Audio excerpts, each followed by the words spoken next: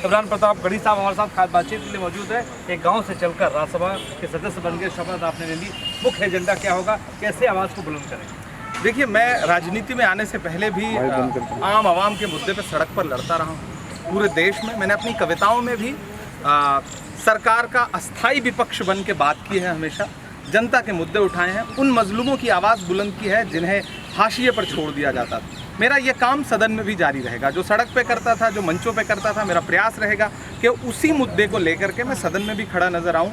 और आज हमने प्रयास किया कि महंगाई के मुद्दे पे बात करे सरकार, लेकिन सभा को जो है स्थगित कर दिया गया, अटेंड कर दिया गया। तो हम घेरेंगे, वो भागेंगे, हम घेरेंगे। हमारा प्रयास रहेगा कि हम लगातार महंगाई पर, अग्निपथ पर और जो जीएसटी खाने पर भी, कुछ दिन में मुझे लग रहा है सांस लेने पर भी जीएसटी लगा दें मोदी जी। तो हम इन सारी बातों पर लगातार लड़ते रहेंगे सदन में भी। सियासी अग्निपथ तो आप लोग चल ही रहे हैं, अपनी पथरीली ज़मीन को समतल करने में तो लगे ही हुए हैं, लेकिन सवाल ये उठता है कि इमरान प्रतापगढ़ी मुद्दे क्या उठाएंगे सदन के भीतर, पहला नोटिस क्या देने वाले हैं? देखिए, मैं महाराष्ट्र से सांसद हूँ, महाराष्ट्र का बड़ा अधिकार है मेरे ऊपर।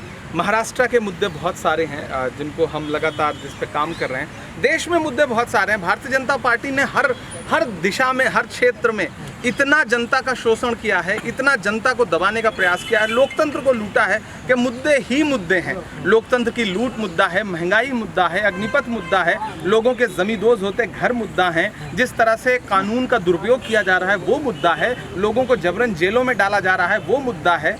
तो बहुत सारे मुद्दे हैं। हम तमाम मुद्दों पर कोशिश करेंगे कि सरकार को घेरें। उम्मीद यही की जाएगी कि आप उन मुद्दों को उठाएंगे जिन मुद्दों की राजनीति करके आप यहाँ तक पहुँचे, खासतौर पे जिन मुद्दों को लगातार आप उठाते रहे, उत्तर प्रदेश या महाराष्ट्र के भीतर हो। सवाल ये है कि राष्ट्रपति चुनाव के दौरान क्रॉस वोटिंग की बात सामने आएगी। कांग्रेस के कई सांसदों ने क्रॉस वोटिंग की है, क्या घर संभाल नहीं पाए आप? नहीं, ईडी बहुत महत्वपूर्ण है। ईडी का जो रोल है वो बहुत महत्वपूर्ण है, बहुत बड़ा है। एजेंसियों के दुरुपयोग की पराकाष्ठा देखनी हो तो आप मौजूदा सरकार द्वारा इस्तेमाल किए गए पिछले 1 महीने में एजेंसियों का इस्तेमाल देख लीजिए, आपको समझ में आ जाएगा ये क्रॉस वोटिंग या फिर सरकारों की लूट, ये सब क्यों हुआ है, इसके पीछे क्या है। इसके पीछे लोकतंत्र की लूट है। और वो लूट कौन करवा रहा है? सत्ता के शीर्ष पे बैठे हुए मुखिया महोदय नरेंद्र मोदी जी। क्या कांग्रेस की विचारधारा इतनी कमज़ोर है, इतने डर जाते हैं सांसद विधायक आपके? नहीं, कांग्रेस की विचारधारा कहाँ कमज़ोर है। कांग्रेस की विचारधारा कमज़ोर होती तो 10 बाई 10 के कमरे में 60 घंटे बैठने के बाद मुस्कुराता हुआ राहुल गांधी बाहर निकल के आता है, पूरे जोश और जज्बे के साथ पूरी कांग्रेस पार्टी के कार्यकर्ताओं को संबोधित करता है। ये है कांग्रेस की विचारधारा।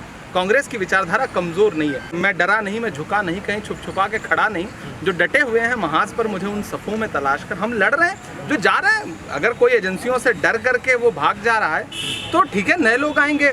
नए लोग आए, पुराने गए, तभी हमने 57 साल बाद ग्वालियर जीता ना। बड़ी आग है आपके सीने में, किस रूप में दिखाई देगी संसद के भीतर? दुष्यंत जी का शेर है कि तेरे सीने में नहीं तो मेरे सीने में से, मेरे सीने में नहीं तो तेरे सीने में से हो कहीं भी आग, लेकिन आग जलनी चाहिए। तो हम आग जलाए रखेंगे, क्षमा रोशन रखेंगे। Thank you.